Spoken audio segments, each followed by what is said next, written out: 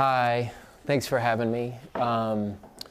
So I've done this a couple times before, and I feel like my story probably changes a little bit every time, but it's not because I'm lying or anything, it's because I try to remember everything. Because I've been doing this a really long time.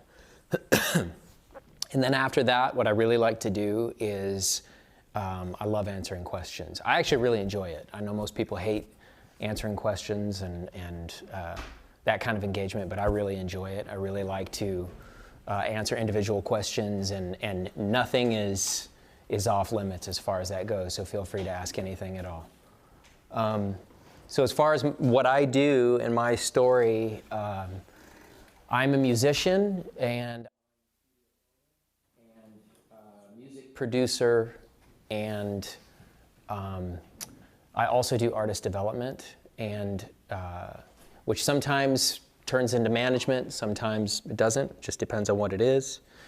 And all of those things are all definitely interconnected and all, relative to each other for sure. I've been doing this for pretty much my whole life. I started playing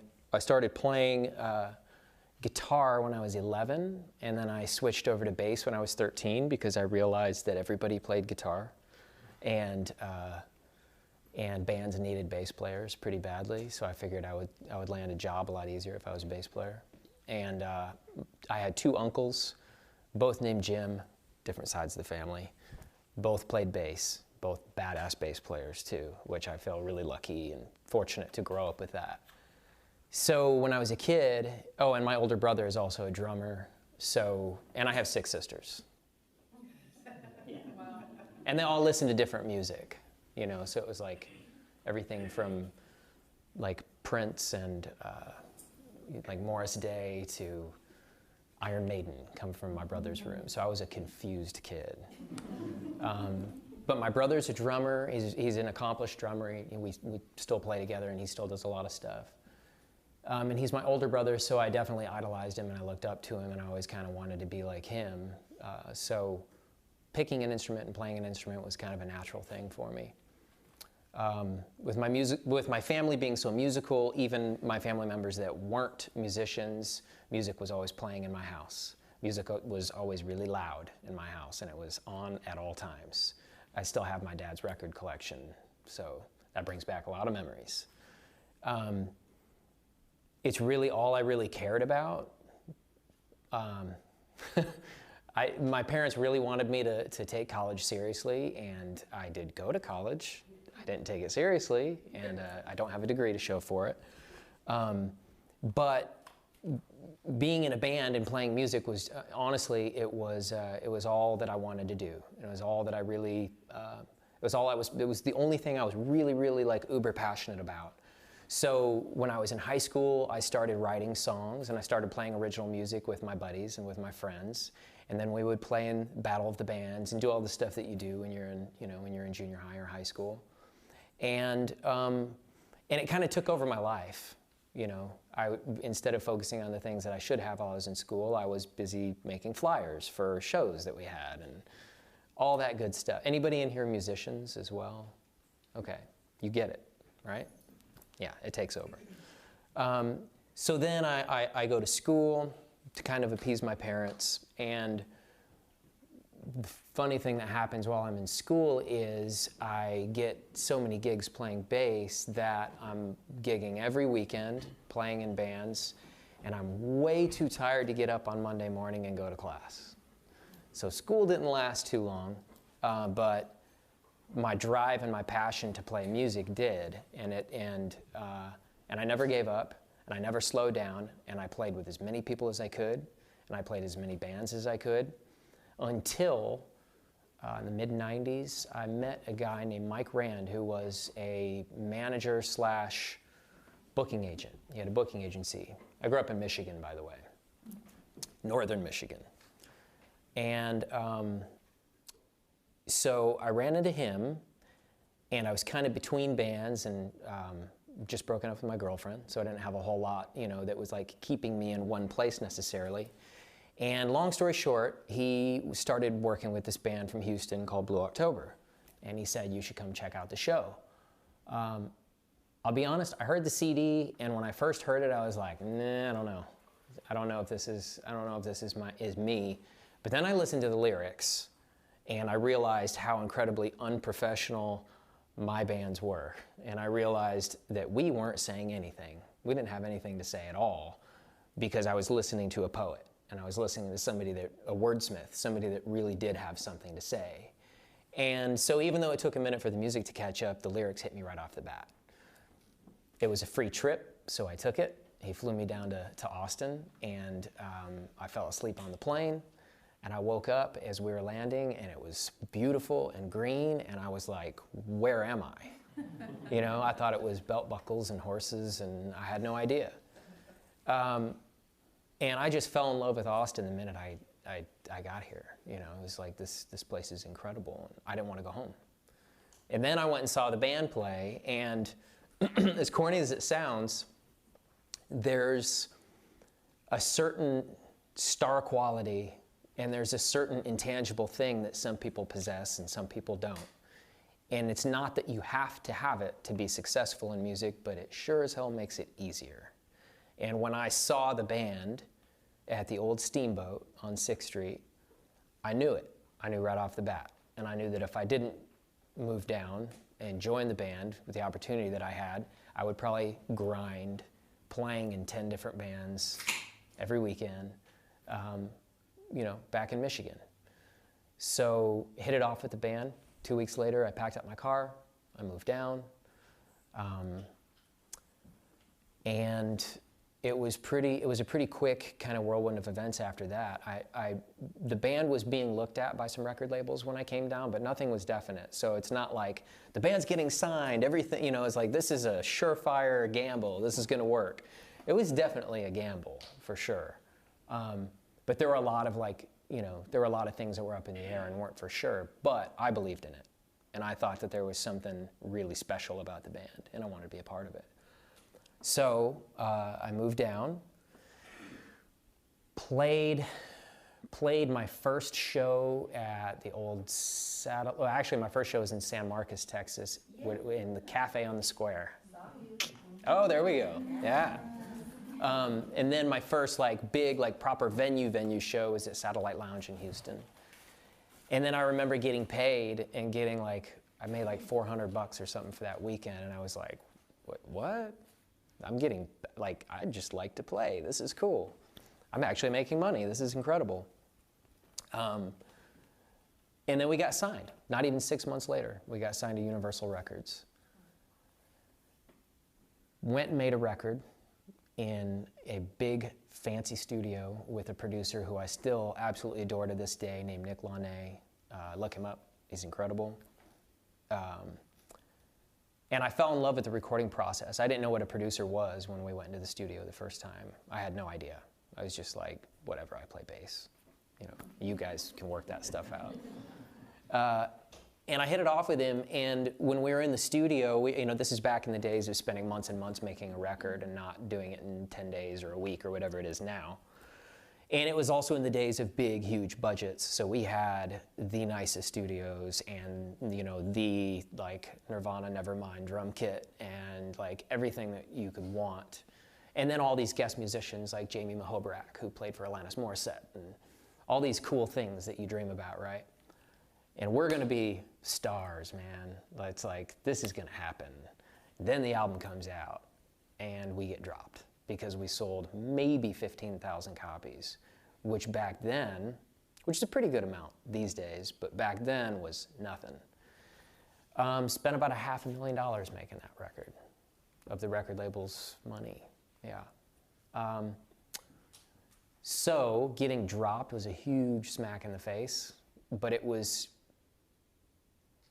probably the best thing that could have happened to us. And I really honestly do believe that, because I think that, for a lot of different reasons, honestly, but I think that the main thing is we were young, we were in our 20s, there were egos, all those things that you read and hear about and see in documentaries and all that. They existed, but we weren't really ready for it, to be honest with you. We weren't a seasoned band, our live show wasn't great.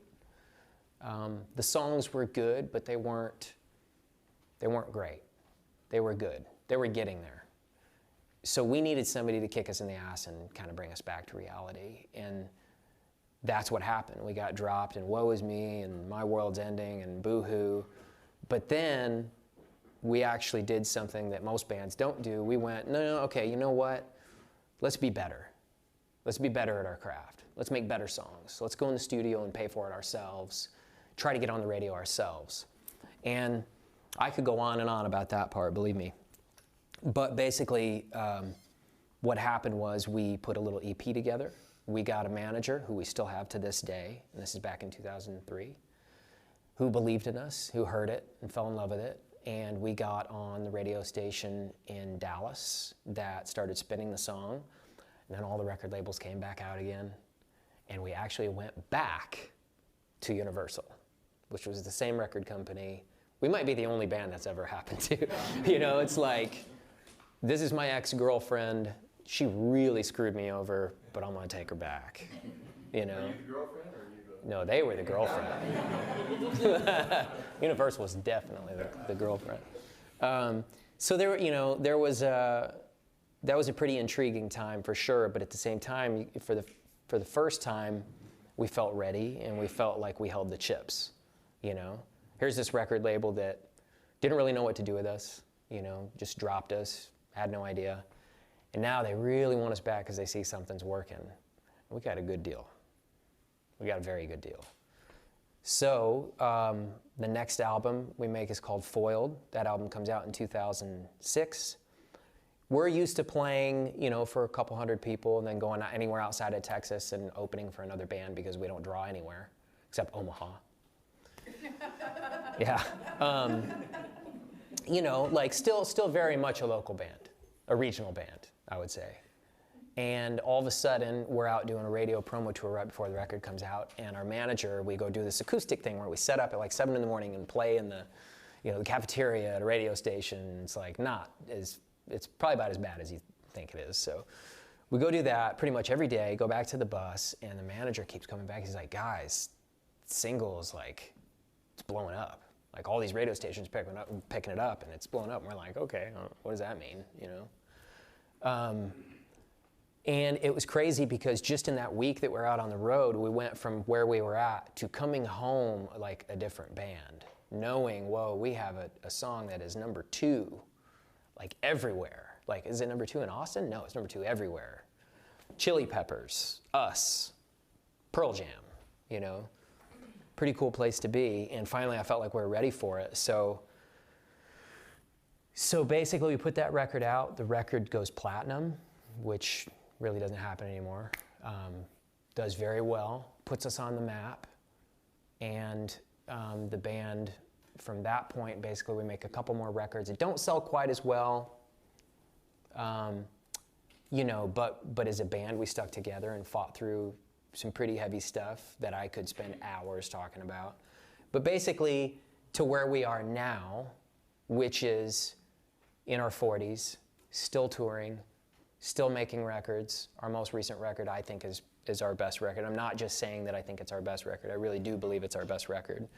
It's our 10th studio album, I think. And we're kind of the old guys on the circuit, you know? We're like the mentors. We're the big brother band, giving advice to all the young guys.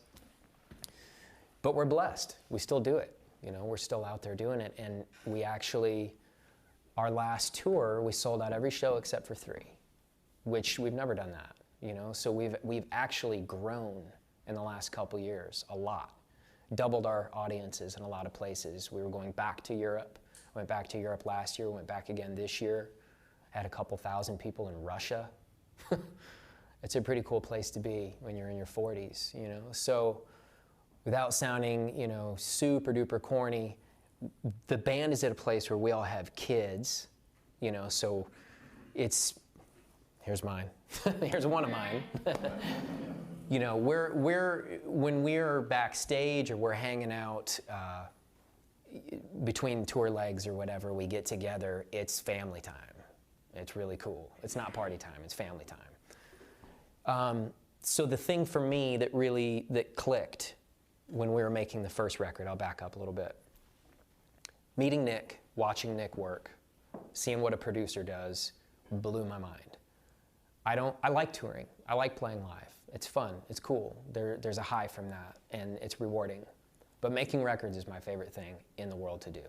I would do it, maybe I shouldn't say this out loud, I would do it for free because I love it. It's my hobby, it's my passion. It is the only hobby I have. It's the only thing I ever talk about. My poor wife. I feel so bad. I have to start learning about other things because it's music, music, music, making records, studio. That's all I care about. That's it. I learned a lot from Nick. I learned a lot from him being a mentor and teaching me things and, you know, just kind of taking me under his wing.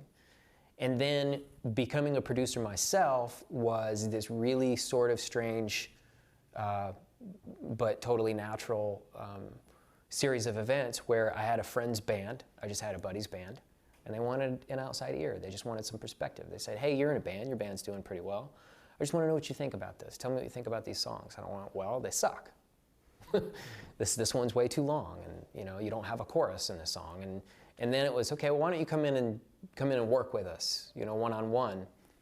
And that's how it all started. And that was about, oh, it's been a while now, 11 years ago, 10 or 11 years ago, that I really got into producing and making other records. And as John said earlier, I'm kind of an old school producer in this, well, I'm a very old school producer in the sense that I'm straight up song guy. I'm not an engineer. I'm not, you don't want me touching the knobs. You don't want me doing that. I'll screw everything up. But I work with an engineer, and I work with engineers that I work very well with side by side. I have a couple guys that I work with regularly that I love. And that's what I do. And in the last decade or so, I've been really lucky to work with some great bands. The thing that I love the most is working with bands that nobody knows of when we get together and I get to help them make the record that takes them to the next level, that takes them the next step. That's a lot harder to do than working with a band that already has a following or already has a buzz, and you know they're gonna get their video premiered on Vivo, or they're gonna get a handful of radio stations. Like, anybody can do that. Taking a band that nobody cares about and nobody's ever heard anything of, and then watching them go on to opening national tours and getting on the radio and doing those other, that is the best feeling in the world. I love that. I love doing that. I love artist development. I love helping and being a big brother and helping these artists with all these questions they have. And they can go, hey, in the 20-some years of you touring and doing what you've done, when you encountered this, what did you do? And I get to sit down and talk and tell them. I love it. I enjoy it so much. And I've been really lucky to have some success with it too, with making records. I've had songs on the radio, I've had songs in TV shows and movies. Bands that I've worked with, you know, I'm Dynamite, top 20 alternative. I've worked with all different kinds of artists too, which to me is part of the reason, if you're an artist or a musician and you produce and make records for other people, you should do a lot of different kinds of styles and different genres and different music, because that's part of the fun of it. You get to be in a new band every week or every month or whatever it is. Why do the same thing over and over and over again? I don't want to go home from Blue October and go work with a band that sounds just like Blue October. So I do country, I'll do hip hop, punk rock. I haven't done a polka record. Maybe someday. And I've been really blessed. I've been really lucky. I've gotten to work with some great people, and I've built some great relationships, and pretty much all of my friends are musicians and people that I've worked with. And the best thing that came from that is my partner, C.B. Hudson, and I, several years ago now, came up with a plan to build a recording studio that we built in South Austin called Orb Recording Studios. And it's all built from the ground up. It's a beautiful space. There's an A room and a B room.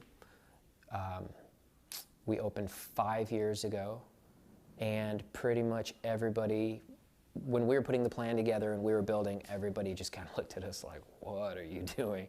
Why would you build a big, giant commercial space in this day and age? And I'm here to give you hope. There is a need for it. This year, the last 3 months is the best quarter we have ever had. Okay? So people do need studios. Don't listen to the people that say, oh, people just make records on their laptops and in their bedrooms. And yeah, some people do that, and that's great. And some people are good at it. But I think that as long as music exists, people need a creative space, and they need a space where they know they can work with people that have perspective and people they can depend on, and most importantly, people that they trust. Because being a producer is not about being a know-it-all. And it's not about being, you know, the guy with all the accolades or the gold records or the guy who's in charge. Being a producer is about being somebody that the artist can trust, especially when they feel like they don't have anybody they can trust, you know? And that's how those relationships are forged, and I love doing that. So, like I said, we've been open 5 years, and we've had, has anybody seen the studio by any chance? Okay, yeah, you've been up there, yep.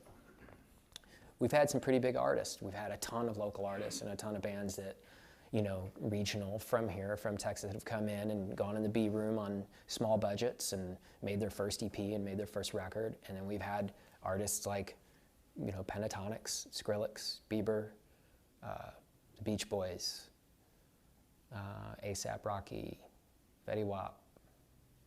I could go on and on, you know, lots of huge artists that have come through. And one of the things that I love about it too, I will say this, here in Austin, we're not LA, we're not New York, we're not Nashville. We're not known for having a bunch of high-end recording studios. So being a space that a lot of these artists can come and record at and feel comfortable, I feel like that's helped. I feel like that's been a good thing. That's definitely helped put Austin, not just be the live music capital of the world. I want to be the music capital of the world, you know? And I think we're on our way. And I feel like we've done, a pretty cool service. I do. I feel really good about it. I'm proud of it. So that's my story. That's the best Cliff Notes version I can do. I'm sorry. Yeah, thank you. So what I'd love to do is I'd love to answer questions. Oh boy, here we go. Go ahead. This is Avery. I can ask him any time, but whatever. Who do you think would be your favorite person who has been to the studio? Ooh. So my favorite person in like I think that they're really nice and friendly and cool, or I love their music? Just somebody who kind of like respects what you're doing and, you know, like love their music, love how they do things. Yeah. Yeah, nice and cool, you know, like gets the process and is like. That's a good question. And I'm gonna admit I'm a little relieved. You know, we've had so many people that have come through that I've just been blown away by. You know, I'm so lucky. I have the best job in the world. I really do. You know, and even if I'm not producing, there's a band coming through, and I want to just go hang out. I have a free pass to go hang out and watch people work. And I don't know about you guys, but I love watching producers work, and I love watching engineers work, and I love watching bands that I respect and admire work and seeing what happens behind the scenes. One of the things that I really loved was we had Third Eye Blind came in, and Third Eye Blind wasn't there to record. They were there to do prep for tour. They were starting their tour in Austin, I think. So they were there for 3 days just to make the set list, and it was so much fun. Like, they wouldn't let the interns go home. They were like, no, I want everybody's opinion. Come on, let's get food, we're hanging out, I want feedback. So there's like 18-year-old kids and they're going, oh, should I say anything? I don't know if I should say anything. You know, and Stephen Jenkins is like, no, I want to know, tell me, what'd you think? Okay, that song sucked, we're taking it off the list. You know, that was cool. And I really respected just how humble and friendly they were. And I actually really like Tanya Tucker a lot. You guys know who she is? She's been up there a couple times, and she's like the sweetest person I've ever met in my life. She's so awesome. Just super friendly, super down to earth. She was there during South by Southwest, and I went downtown, and I was on my way home, and I figured, and I'm so glad I did, but I said, oh, I forgot something. I needed to stop by the studio. And she was there with Dennis Quaid and Jimmy Vaughn, and they were jamming, and it was the coolest thing. It was so awesome, you know? Yeah, but she's a sweetheart. The thing that I've found with the artists that I work, some that I work with and some that I just get to witness work, I feel like generally the people that are making their first record they're green and they're learning, but they're usually really open-minded and eager to listen, and they're just kind of soaking it up. And then the people who've been doing it for a long time kind of come back around again. And they're like, I don't have anything to prove, you know? Like, I'm not trying to be cooler than anybody, and who cares about that? So they're generally really pleasant and really easy to work with. Same Mike Love from the Beach Boys, like, total sweetheart, nicest guy, so down to earth. There are some bands that are in the middle, you know, that are on their second record and they've gotten a little success, and they may not be too fun to work with, but it is what it is. Questions? Oh, she wants me to say Dossie. Do you know you guys know who Dossie is by any chance? Go check her out. It's a girl I'm managing. Thanks for the plug. Yeah, I need to hire you. Why the name Orb for the studio? Oh man, you asked a question that I didn't want to answer. Why Orb for the name? Okay. Anybody playing a band? Anybody playing a band? Or have been in a band? Did you enjoy the process of coming up with a band name? Probably the worst thing you've ever done in your life, right? Yeah, that's kind of like picking a name for your studio. My partner and I probably went through about 1,000 names and just did not agree on anything. So I kind of gave up. And Orb was it was his idea, and it was the first one that I went, yeah, that sounds cool. I'm sorry, I don't have a better answer for you. But from his point of view, it was that it was supposed to be about tone and how tone is round. I just thought it sounded good. And it's pretty memorable. So. It's better than the rest. Yeah. Do you have any advice for upcoming producers or like golden rules, 3, 5 rules? Oh yeah, I love that.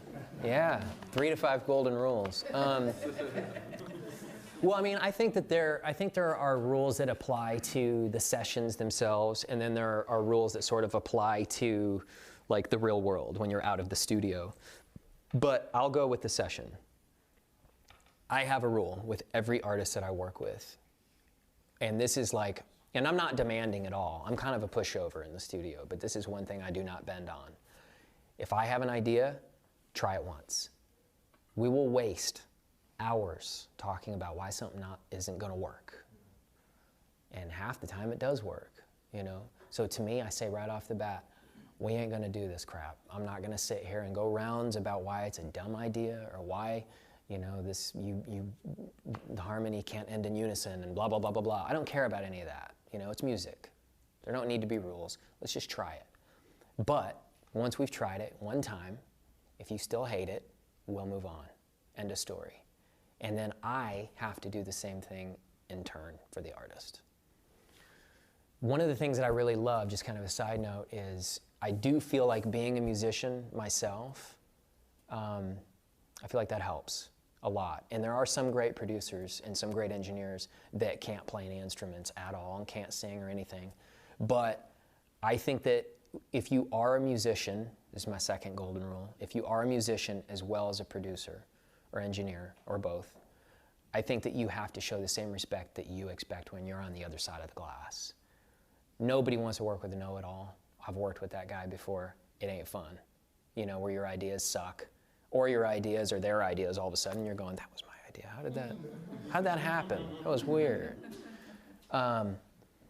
You know, so I think that you just need to respect the artist in the same way that you would expect. A third rule, be on time. Don't make people sit around and wait for you. I mean, see, you know what I'm talking about, right?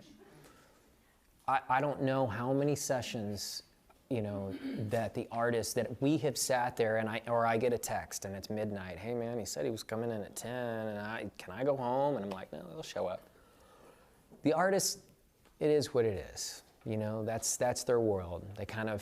Musicians are flaky people. They run on their own clock, you know. But when you're the producer, do not be late. Don't show up an hour late or show up and be completely disengaged. So that goes into my fourth rule. Try to be off your phone as much as possible.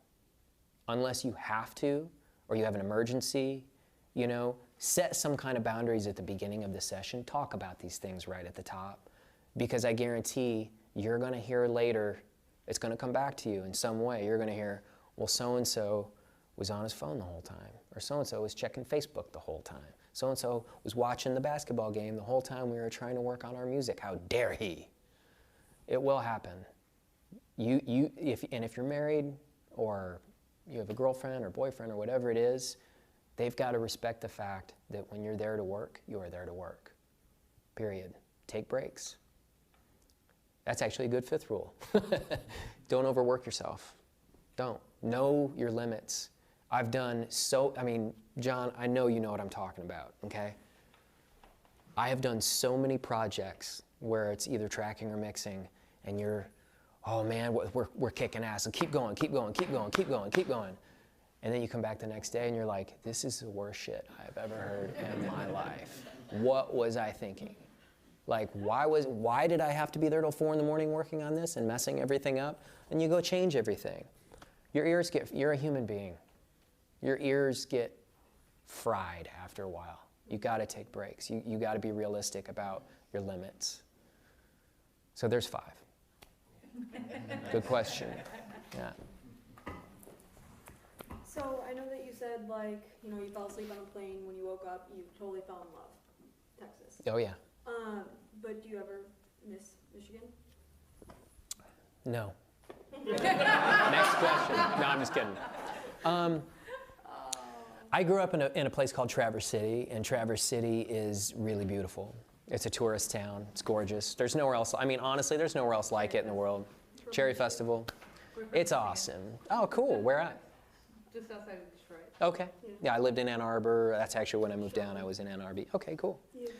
I'm a hardcore Detroit everything fan. My teams are Detroit. I'm loyal. I'm a loyal Lions fan till the day I die. Like, I've been pitching songs. Yeah, I've been pitching songs to the Lions for years. But, you know, and I still have family there. I have family in Adrian. I went to school in Kalamazoo. My brother went to Michigan State, you know, but the older I get and having a family, like I said, I have 3 kids, and we go back when we can, but all my friends are moving away, you know? I don't really know anybody anymore, so I don't miss the cold, though. Yeah. I don't. At least you didn't say U of M, but Oh, no, the enemy. so actually I'm even more odd than that because I'm the drummer, a drummer in my band, but I'm the adult. Oh, there you go. So I'm the type A driver. So having had to fire a couple of guitarists along the way. The drummer is always the adult in the band. Well, They're always the tour manager. is that so? Yeah. They're even feeding me something different. So no, what I was going to ask is your band experience, especially with Blue October. I mean, you know, at that level, artists have very strong opinions, artistic opinions. I mean, have you had to deal with a lot of divergent opinions and how do you rein that in? How do you get collaboration? That's a great question. That's a really good question, and I would be lying if I said it was easy, or if I said it was always easy. When we went through lows, we actually have a documentary coming out that we've been filming for 6 years. I just saw it 2 days ago for the first time, and it brought back some memories. Like, it was heavy. Yeah, it was heavy. And we've been through some of the stuff that bands go through, you know, but for a band to not be megastar level band, but also not be tiny, and survive with the core members intact for 24 years is rare. Very rare. You know, so I always tell people, they're like, you know, they always ask like advice like, oh, so when it comes to touring, and I'm like, don't look at my band as an example. Nothing makes sense with us at all, you know.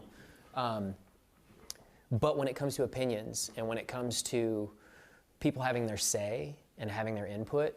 I think it's a matter of showing respect at the right times and giving everybody the opportunity, but at the same time, you can't have 5 chefs in the kitchen all the time.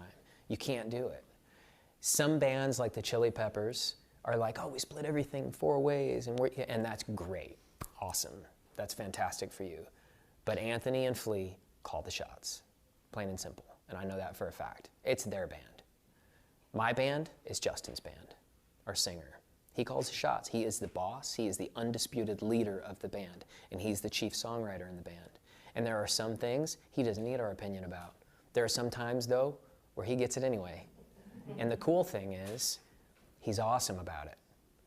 He's not a jerk, you know? And that's the thing. You can lose your band real quick if you're like, look, you got to put your foot down right off the bat. And you should have a band agreement with your band. And everybody should know exactly where they stand. Nothing should be gray. It's relationships, you know? That's real. And then when money comes into play, oh, everything's fine when there's no money. And then money comes into play, and all of a sudden it's like, you know, I probably should have paid attention to this part of my contract, or now I've got questions, you know. Set those boundaries right away. Make sure that you have an honest conversation within the band right off the bat. Guys, I know this may not be fun, and this may not be what everybody wants to talk about, but we're going to talk about it. So everybody knows where we stand, and then at that point, hopefully you're in a position where whoever the leader or those leaders are, they're respectful, and they'll listen, and they'll take what you say to heart. You know, that's how we've survived this long. There's a lot of respect. And everybody in the band beyond that, everybody in our band, like there's some badass musicians in my band, you know. Anybody in the band could go off and do something else and be successful at it. And we all know it. So we all treat each other that way. Cool? Any more questions? So I know that you guys, you know, make your own albums and stuff like that, but have you guys ever like made a single and like sold it to another company or like something like that? Like pitched it? Like for another band or for? Yeah, that and like selling a song to another. Like publishing? Yeah. So we, as a band, no, that's not something that we do. Okay. However, on the production side of things, I've done that a lot. Okay. I've worked with a lot of artists. That's a very common thing in country music. Okay. Country is full of songwriters. There are a lot of people that live in Nashville that don't ever leave their house, except to go to the mailbox to get the check. And that's a pretty awesome life. But there are a lot of songwriters, you know, that do that. And basically what they do is they pitch their songs to artists. And if they build a good relationship with Keith Urban, for example, Keith knows on his next record, he really enjoyed your cut. He's going to come back to you again. That happens a lot. Blue October is, we've really stuck to our guns on like, look, we just do our own thing. And when our first album came out and we got dropped, you know, Limp Bizkit was the biggest band at the time. Korn, those were the big bands. We didn't belong with those bands, you know, so we were always kind of used to like, we don't fit, you know. We're the band that hopefully nobody wants to kill us during this festival show, you know. So I think that we've always kind of carried that mentality, you know. It's like, look, this is our thing, we covet our music, and, you know, that's kind of the way it is. But I have worked with a lot of artists that go in and they don't even care if it's their voice on the music. They are writing simply to pitch the music to someone else, or to pitch it to TV and film, or for publishing, to get a publishing deal. And those still exist, you know, they do. So I'm going to ask one last question, and then Sure. we'll socialize and chill out. It's going to be kind of a weird one. Okay, Maybe I'm excited. In your position, it's going to be a little weird a little bit. So imagine you were 20 Yeah. and you were, you know, had some experience, right, and some knowledge, but you were making no money, flipping burgers, right, and you were going to make it. What advice would you give that person? Where do they go? Where do they start? What do they do? So I'm totally clear on the question. So I'm 20. Yeah. I mean, imagine yourself. Okay. 20 again. Okay, and I'm giving advice on how to get there. Yeah. That's a tough one, man. I mean, I think the big thing with that is to be yourself. Plain and simple. you know? I mean, look, I work with a lot of artists. Like I said, I work with a lot of artists that are 20. Yesterday, I was in a session with a 20-year-old. And this is her first real record, you know? And she is doing everything independently on her own. She doesn't have anybody paying for it. She doesn't have anybody helping her out. And I know how important it is to her that we get it right. You know, that we're not just there to collect, you know, and here's your song and you're done. It's very important that this helps her career. And so the advice that I give her, which is the same advice that I would give anybody, is stop trying to chase what's popular. Stop worrying about it being sonically perfect. Nobody cares about sonically perfect. We live in a world where you are inundated by new artists. You go to Instagram, and half the Instagram posts are all these new artists that are trying to talk about their music, and you should pay attention to me because I'm badass. It's everywhere now. It's not the old system where you earned getting signed to a record label and then they saw your product and injected resources into you because you deserved it and because you earned it. Now, it's a different world. So what's more important now than ever, even 5 years ago or 10 years ago, people want to hear something and see something that they have never seen before. They're looking for something original. They're looking for something unique. She loves Billie Eilish, okay? Love her or hate her, Billie Eilish is on top of the world right now. And she's on top of the world right now because nobody sounds like Billie Eilish. Nobody is doing what she's doing. She's doing her own thing. That is calculated. That's not an accident. I work with so many people that waste the whole day over details, over the most mundane details that don't matter, that nobody care about. You know, oh my God, oh please don't use that take, my voice is out of tune. You ever listen to a Marvin Gaye record? You know, seriously, that's real, that's emotion, that's what people want to hear. So I think the whole thing is figure out what it is. Why do people want to hear and see you? Why should they become your fan and support you? Why? What are you doing that's different than your friend or different than the band, the other 4 bands that are on the bill? And when you figure that out, that's what it's all about. Then you go in and you make something that's so honest and so real and just dripping with sincerity. That will help your career. That's what's going to help you. That's what's going to change things. Not something that sounds perfect. It's easy to make something sound perfect now. I know a lot of people that walked in the studio, and I swear to you, they could not sing when they walked in. But their product sure sounds like they can sing. It's not real. It's really easy to make something sound perfect. Does that answer the question? I think so. Kind of? It'll be good.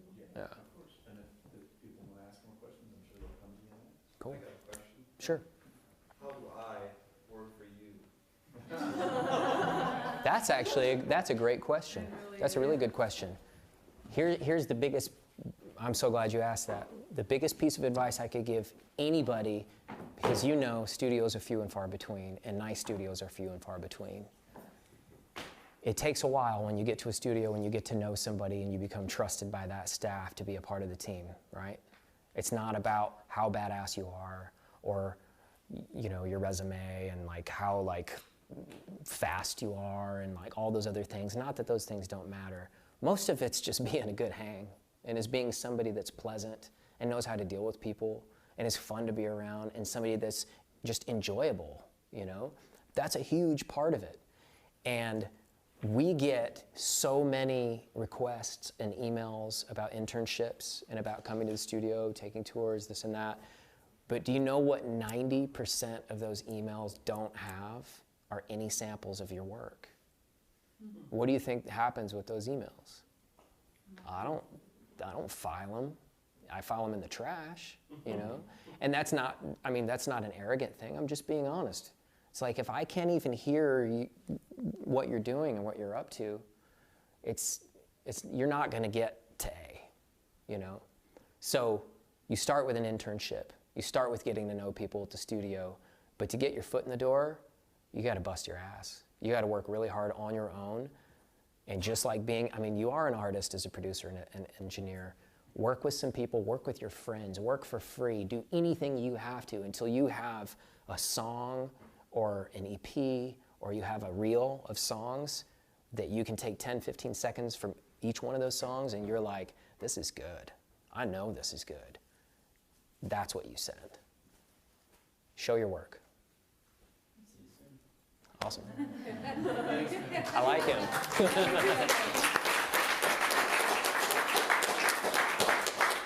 Thanks, man. So, socialize,